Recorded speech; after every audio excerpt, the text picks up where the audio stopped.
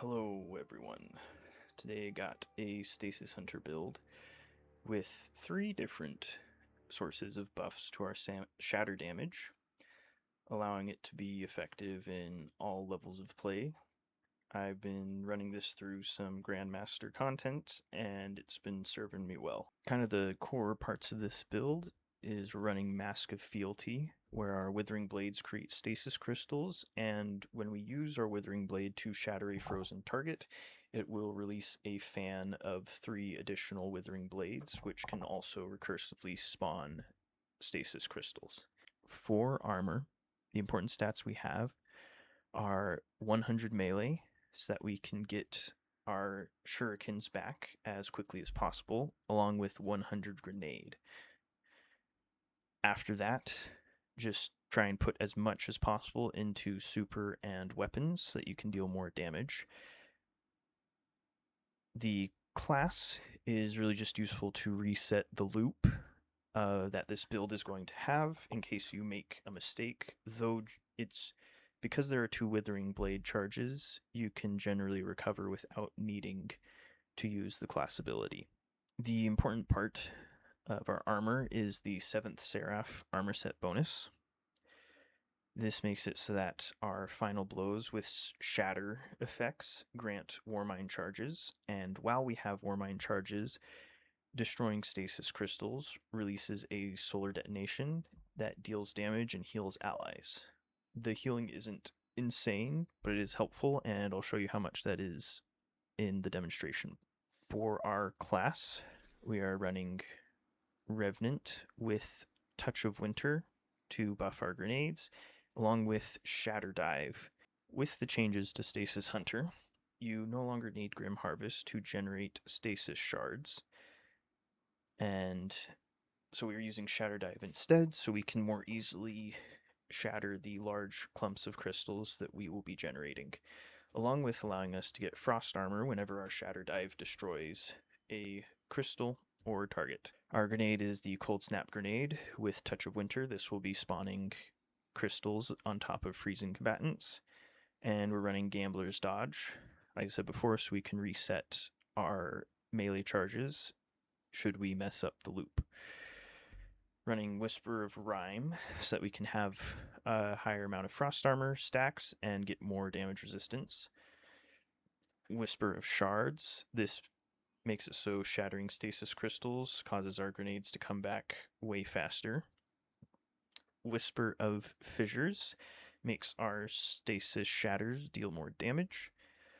Whisper of Hunger allows us to get our melee back much quicker because we will be generating a lot of stasis shards with this build. And Whisper of Conduction makes it a lot easier to pick up all of those stasis shards. For weapons, we're running Agers Scepter. This will freeze nearby targets on final blows when you're playing in PvE, and it also, with the catalyst, can consume the super to amp its damage. For our energy slot, we're running Sniper, something to give access to high amounts of precision damage for bosses, majors, whatever. In our heavy slot, we are running a rocket launcher. This is going to be buffed a lot by our artifact, and I like Precision Frame because it is able to stun barrier champions. For our artifact, we are running the Queen's Foil Sensor. Hail the Storm increases the damage of our shatters. Argent Ordinance to buff our rocket launcher, along with Anti-Champion Nosecone, Perpetual Destruction, and Blast Radius. Pillar of Ice, so that defeating frozen targets spawns even more stasis crystals, and Fever and Chill, so that our rapid precision hits with stasis weapons will help us maintain our frost armor. If I were to swap something here, it would be swapping Fever and Chill for Wished into Being. This will make it so the only source of frost armor is Shatterdive, but it will also make it so that orb generation will be increased. Due to the way that Agers Scepter works, you're able to essentially cancel your super early, so you will spend a lot more time with this build near full super energy. For armor mods, starting with the helmet, we're running Harmonic Syphon, so that our stasis weapon final blows can generate orbs of power. hands-on so we can get our super back more quickly, and heavy ammo scout just to help out our team. For our arms, we're running melee kickstart. This makes it so that we regain about half of our melee energy every time we use it, along with 2 heavy-handed mods so that the cooldown for melee kills being able to generate orbs is 3 seconds. On the chest, running charged up so that we can have 4 armor charge, along with whatever defensive mods make the most sense for the content being run. On the legs, we're using elemental charge. This gives our stasis shards a chance to grant armor charge alongside stacks on stacks, which will make it so that whenever elemental charge activates, we will get 2 armor charges instead of 1. Finally, we round it off with an invigoration. If your rocket launcher does not have auto-loading holster, I'd recommend a harmonic holster instead, or feel free to run enhanced athletics for greater mobility on jumping puzzles. For the cloak, since we are using a consumed armor charge build, we're not running the standard time dilation, but we're still running powerful attraction so that we can get pickups when we dodge, Reaper so that we get orbs of power after dodging, alongside empowered finish, and this will allow our finishers to give us armor charge should we ever run out. So to show how this build works, you'll generally start by throwing your grenade. It'll seek to a nearby enemy, freeze in a chain like that. Because it's enhanced, you throw a shuriken and you'll notice it'll do this recursive shatter. You can pick up your stasis shards, which will grant you armor charge, refunding your melee, and you can use Shatterdive to get the Warmind charges and frost armor. And you'll notice we also got more stasis shards, granting us our armor charge again. Abilities are already back. We can throw our grenade, freeze someone, throw our stasis crystal, and you can start to see those Warmind explosions going off.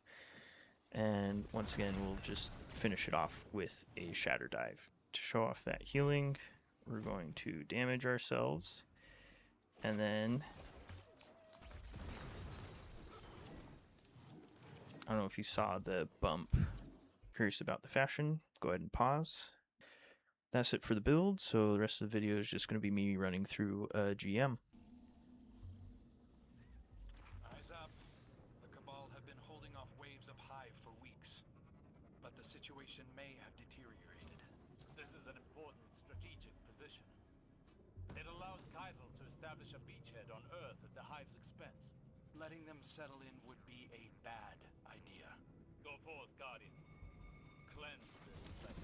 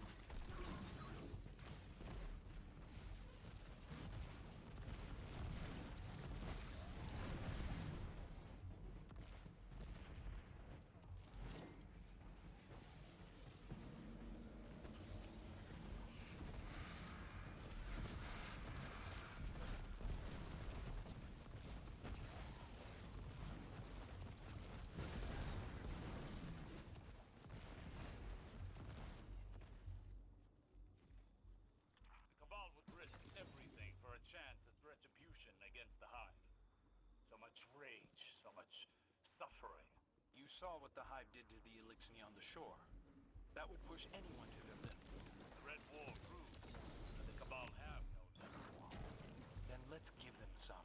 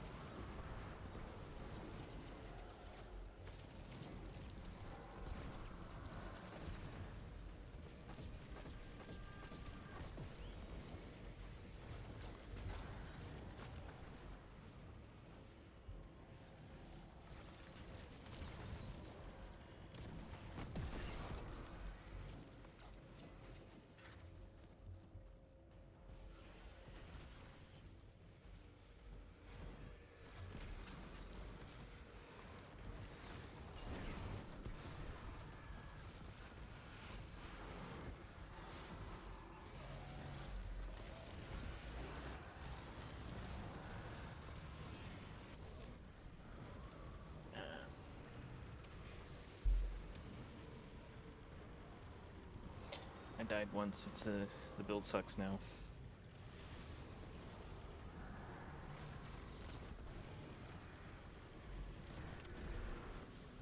That's how it works. I don't make the rules.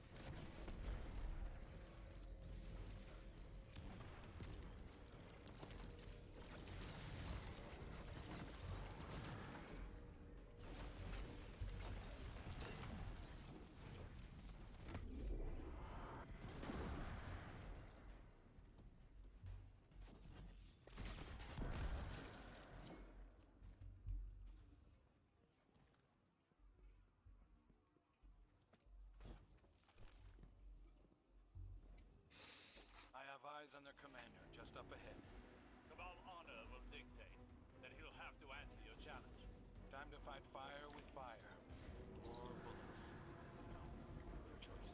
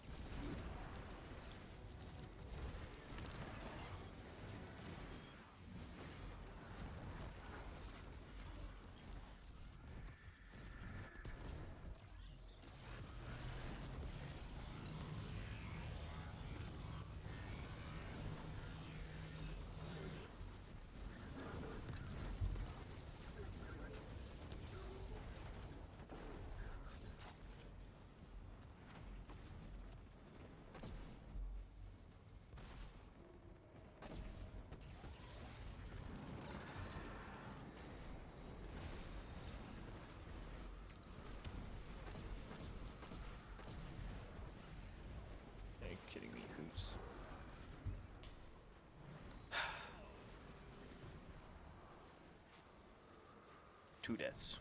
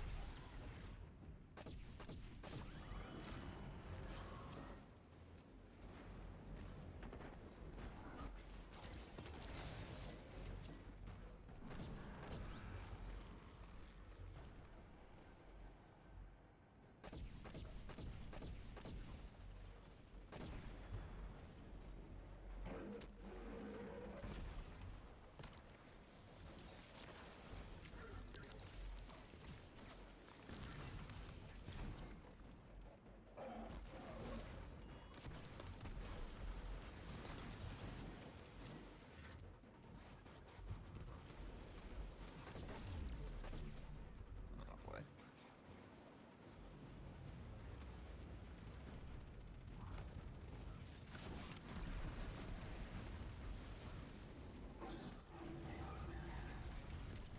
Oh boy.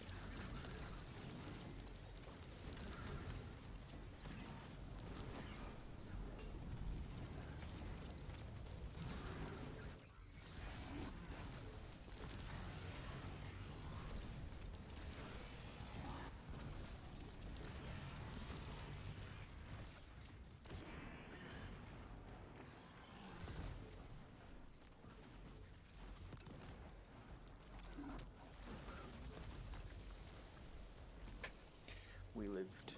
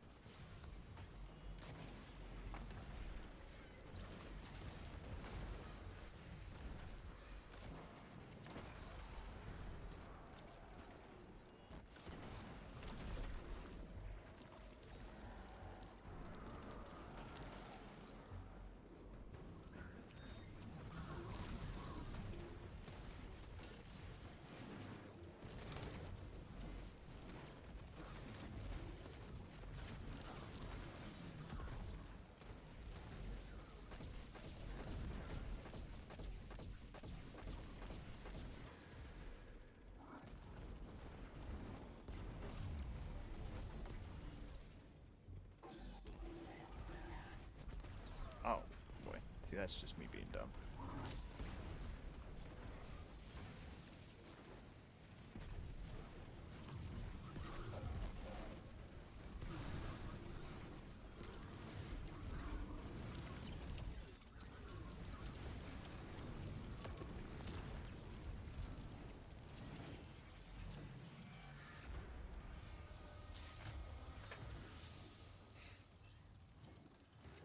The Cabal will retreat without their commander. Unfortunately, the There we same go. cannot be said of the Hive. That's another fight for another day. Impressively done, Guardian.